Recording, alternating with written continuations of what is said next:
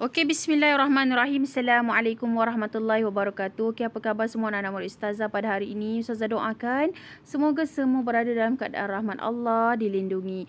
Okey, insya-Allah akhirnya dalam pada kita tak sedar, akhirnya hari ini kita telah pun pergi ke tajuk kita yang terakhir untuk pembelajaran sirah tahun 4. Okey.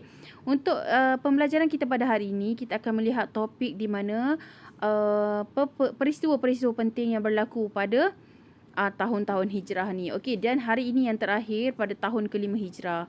Apakah dia peristiwa penting yang telah berlaku pada tahun ke-5 hijrah? Okey, insya-Allah.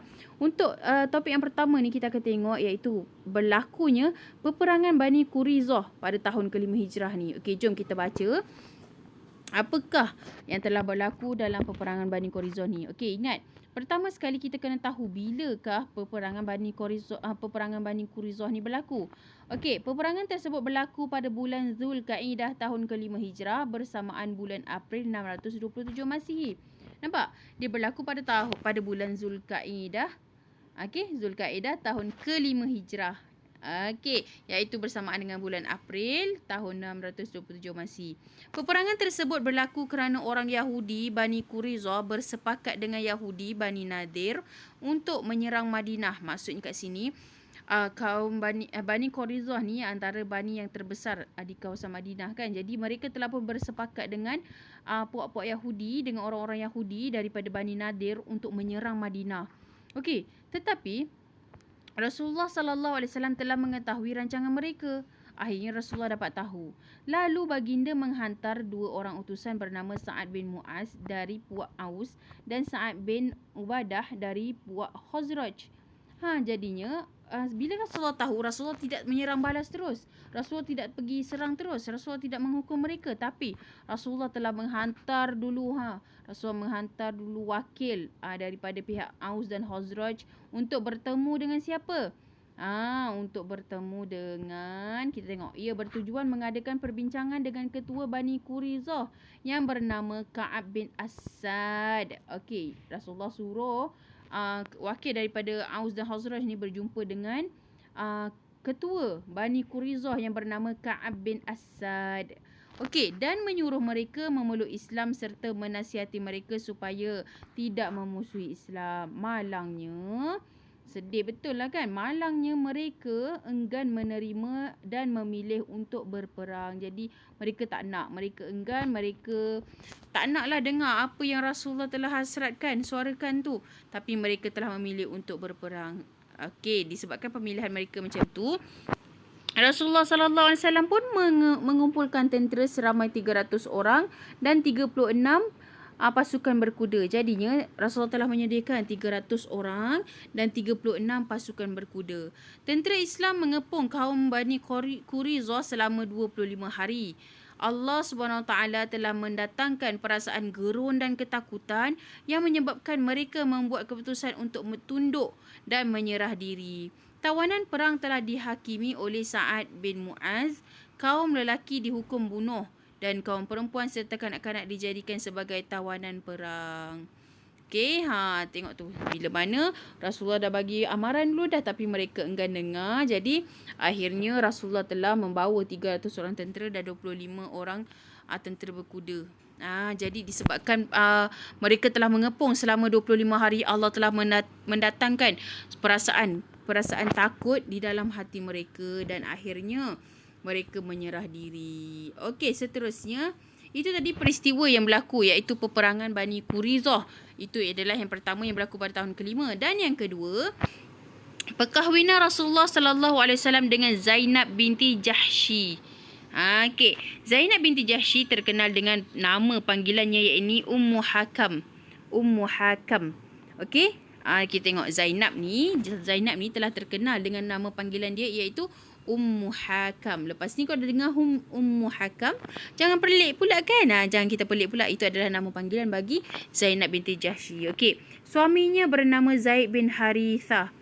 Cuba ingat balik, siapa Zaid bin Harithah ni? Zaid bin Harithah ni ialah merupakan sahabat Nabi yang mula-mula dulu dia adalah seorang hamba yang pertama sekali memeluk Islam. Dan akhirnya Allah telah mengangkat darjat ataupun martabat Zaid bin Harithah ni menjadi sahabat Nabi. Okey. Suaminya bernama Zaid bin Harisah, merupakan anak angkat Rasulullah SAW. Bukan sahabat kan, nampak tak kat sini? Anak angkat kepada Rasulullah SAW. Okey, perkahwinan mereka tidak bertahan lama. Akhirnya mereka bercerai. Pada tahun ke-5 Hijrah, Rasulullah SAW telah berkahwin dengan Zainab binti Jahsy walaupun mendapat cemuhan dan kritikan kerana berkahwin dengan bekas isteri anak angkatnya.